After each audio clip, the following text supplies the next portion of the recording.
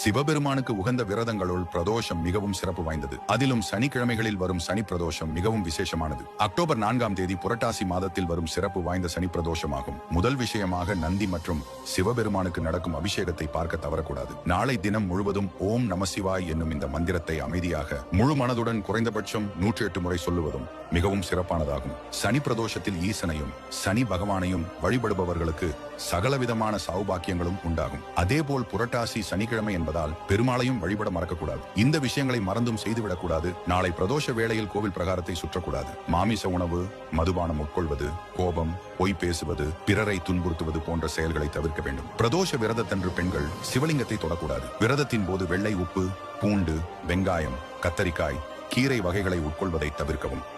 சிவபெருமானுக்கு உகந்த விரதங்களுள் பிரதோஷம் மிகவும் சிறப்பு வாய்ந்தது. அதிலும் சனிக்கிழமைகளில் வரும் சனி பிரதோஷம் மிகவும் விசேஷமானது. அக்டோபர் 4ஆம் தேதி புரட்டாசி மாதத்தில் வரும் சிறப்பு வாய்ந்த சனி பிரதோஷமாகும். முதல் விஷயமாக நந்தி மற்றும் சிவபெருமானுக்கு நடக்கும் அபிஷேகத்தை பார்க்க தவறக்கூடாது. நாளை தினம் முழுவதும் ஓம் நமசிவாய் என்னும் இந்த மந்திரத்தை அமைதியாக முழு மனதுடன் குறைந்தபட்சம் 108 முறை சொல்லுவதும் மிகவும் சிறப்பானதாகும். சனி பிரதோஷத்தில் ஈசனையும் சனி பகவானையும் வழிபடுபவர்களுக்கு சகலவிதமான சௌபாக்கியங்களும் உண்டாகும். அதேபோல் புரட்டாசி சனிக்கிழமை என்பதால் பெருமாளையும் வழிபட மறக்கக்கூடாது. இந்த விஷயங்களை மறந்தும் செய்துவிடக்கூடாது. நாளை பிரதோஷ வேளையில் கோவில் பிரகாரத்தை சுற்றக்கூடாது. மாமிச உணவு, மதுபானம் உட்கொள்வது, கோபம், பொய் பேசுவது, பிறரை துன்புறுத்துவது போன்ற செயல்களை தவிர்க்க வேண்டும். பிரதோஷ விரதத்தன்று பெண்கள் சிவலிங்கத்தை தொடக்கூடாது. விரதத்தின் போது வெள்ளை உப்பு, பூண்டு, வெங்காயம், கத்தரிக்காய், கீரை வகைகளை உட்கொள்வதை தவிர்க்கவும்.